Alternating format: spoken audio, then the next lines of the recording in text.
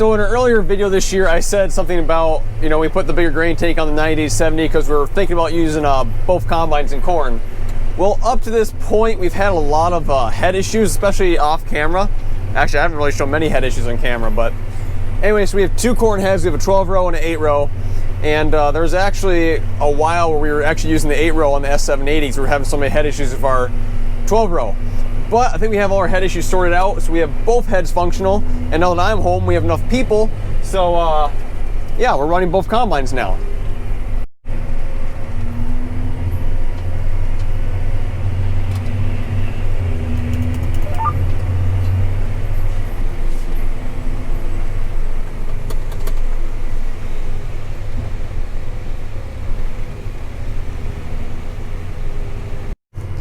Well, they're currently down there replacing the bearing on the bubble auger on the S780. We're having some issues with that. So while I'm empty and waiting for them, I'll be a nice guy and I'll come get the 9870.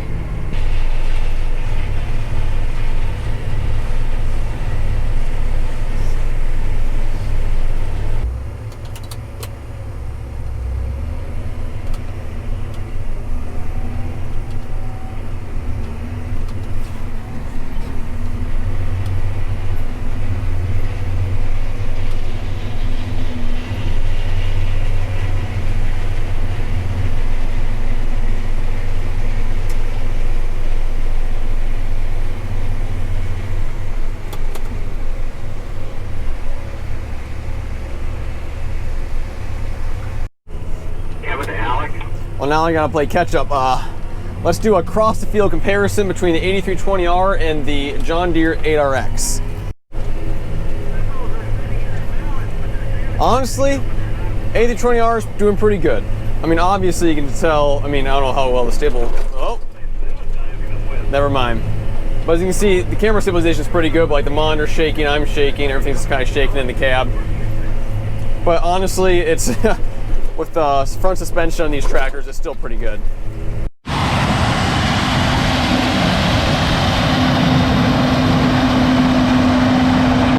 If the auger's already out in the combine when you get there, it's kind of like the equivalent of your parents are getting ready for church and they're already out in the car waiting, and they're waiting on you.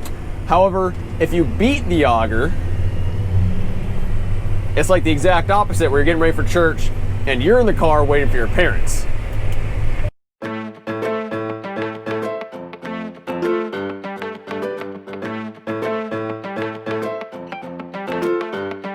It's been a long time coming, I ain't seen nothing. Help me please. Out of breath I'm running, the bridge is burning after me. Life don't seem like it used to. Love don't feel like it used to. Oh no, oh no. And I can't stop thinking about it, about it.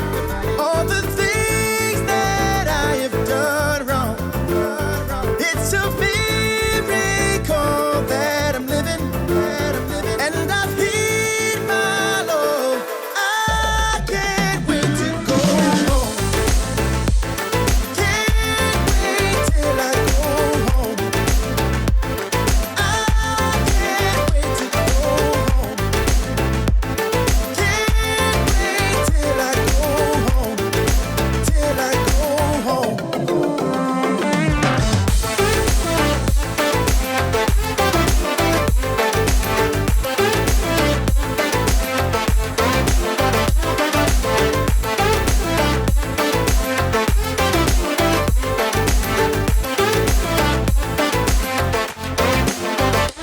It's been a long time coming, I ain't seen nothing. Help me please.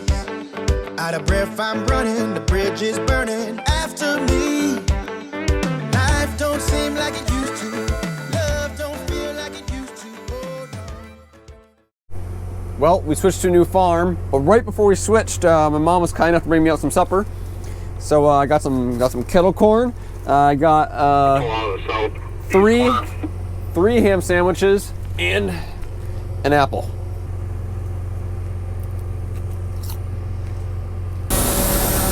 Entering new fields at night with skinny field drives, stuff like this can happen.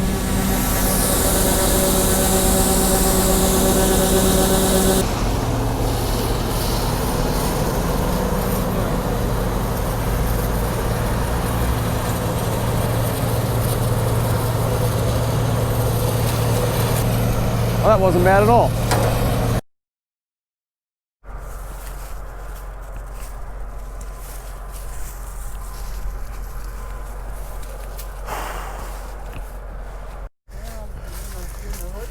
Did I get lucky to not hit anything else? Right here. We almost hit it. That was 100% my fault.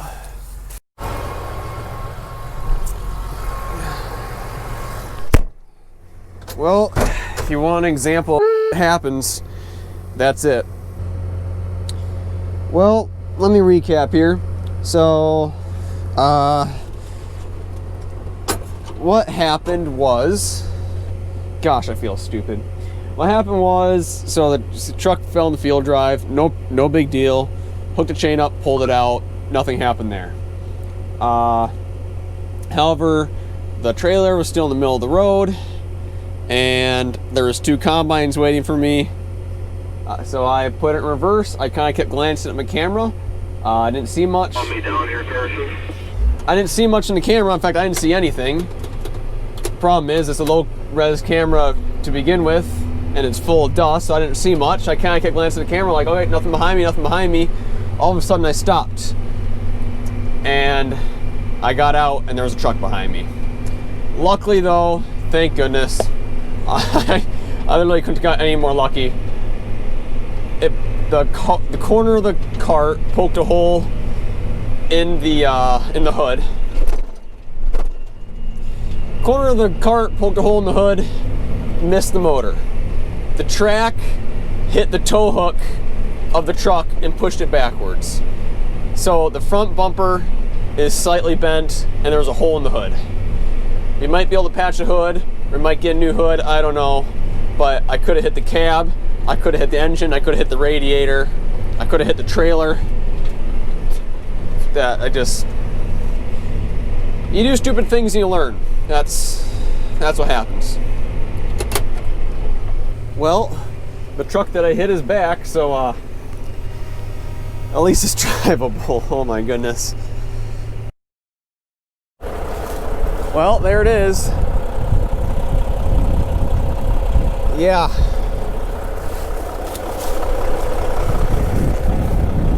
Alright, you're good. Damage on the grain cart is pretty minimal. Here's where it hit the truck. As you can see, it's still perfectly straight. Just kind of scratched it up here, scratched up a little bit back here. And then the bumper was actually hit by the track, and the track's perfectly fine, so got lucky there too. Like and subscribe so I can help pay for damages. Thinking about all the extra performance this truck has now that I installed a cold air intake on it. Can you do it to mine, bud? Yeah, you just gotta park about 20 yards behind me and I'll help you out. Today we're gonna do something a little different. You guys have seen the ins and outs of me combining and running the grain cart for the past few weeks, so I'm gonna learn how to drive truck this week.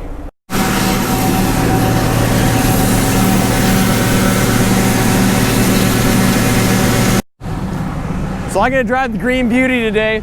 So a couple people of you have been asked about this. So here's what happens after the grain gets, well, put in the trucks. Now I'm not gonna film while I'm trucking because I need to pay attention, but when I get to the elevator, I'll show you what's going on. Okay, so I am getting a little bit ahead of myself here. First thing I did was I stopped at our scale. I wrote my weight down in my before weight in the office. We gotta do a before weight so that way we can do an empty weight, see how many bushels we're actually carrying. Now, before I start dumping my corn into the pit, I gotta make sure that the pit is running and the leg is running, which the leg's already running. So I just gotta turn the pit on.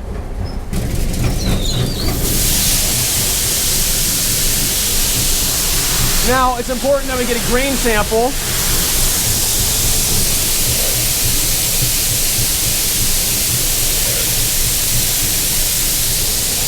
From both the front and the back hopper, so that way I can test the moisture and write that down also.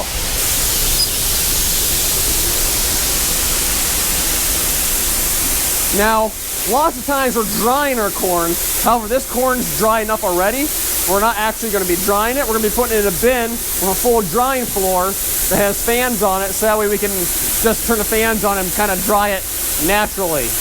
So for those of you who don't understand how a pit and a leg works, so basically you dump the grain into the pit, and the pit paddles it to the grain leg, which then takes it all the way up there, and then it puts it into a bin depending on which spout is chosen.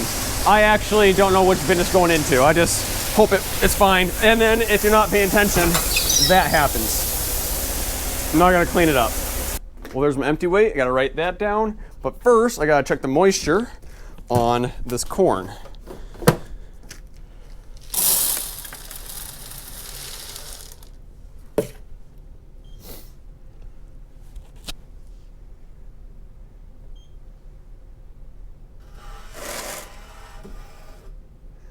.2, and I write that down so we can keep track of it, and then I gotta head back out.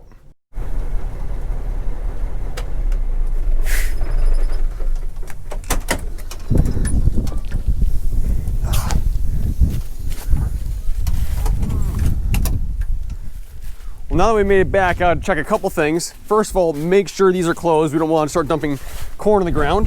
That one's closed. That one's closed. And then, secondly, make sure that the tarp is open, which it is. So when we were back at the elevator, I mentioned drying. Now I don't really have time to explain it very well. So basically, if the corn's wet, like too wet to store in a bin, you know, because if you put wet corn in a bin, that's how you get mold and stuff like that.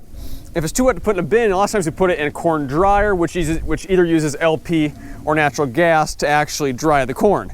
However, this field is dry enough, so we're putting it in a full floor bin, which has fans on it, so the fans blow air and blows up air through the bottom all the way through the top. So even though it is a little bit wet, we'll be able to dry it naturally or with fans.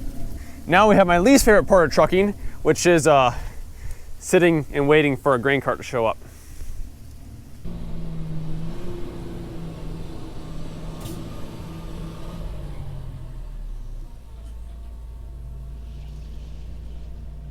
Oh, that's a shame. Well, I'm back in my natural element. It's gonna get dark pretty soon, so I decided to give the truck back because you know, learning how to drive versus driving at night, you know, decided to play it safe there. Uh-oh. I don't know if you guys can see that or not.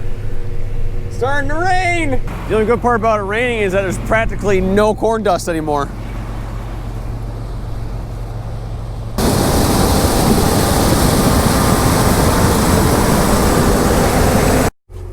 Gosh, the trailer got kind of dirty. I'll go fix it.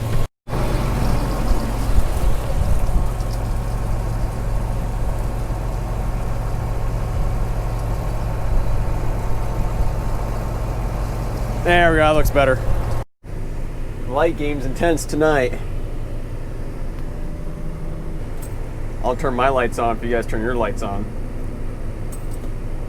You go first. My brother told me if I spill any corn, I need to turn the lights on, so.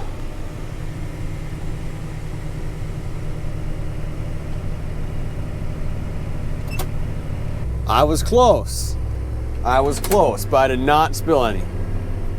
Oh, there it is. Okay, where's the other combine? This is the most intense game yet.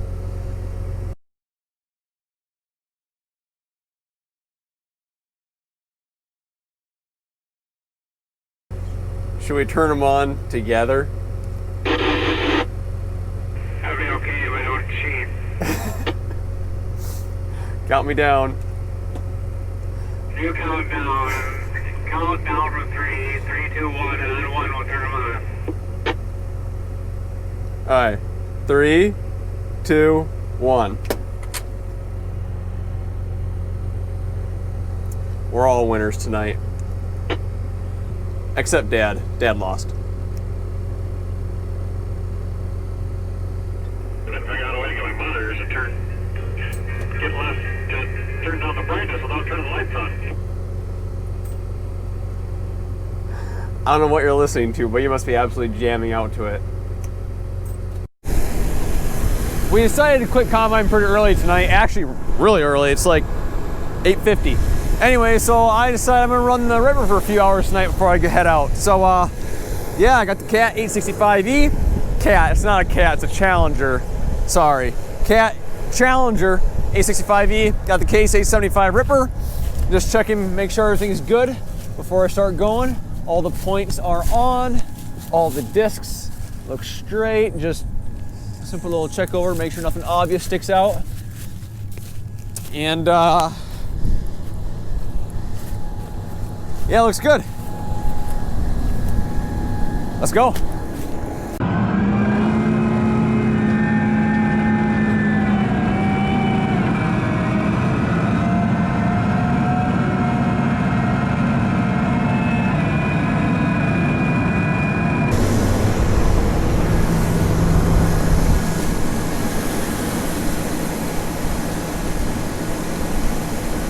That's a big rock. Here, I will use me for scale. Obviously, I didn't see this rock and I hit it, and you know, because it's dark and it was under the ground. Let's go check to make sure the ripper's okay. All right, well, it's midnight. I'm gonna park it for the night and head home. Thanks for watching. See you in the next one.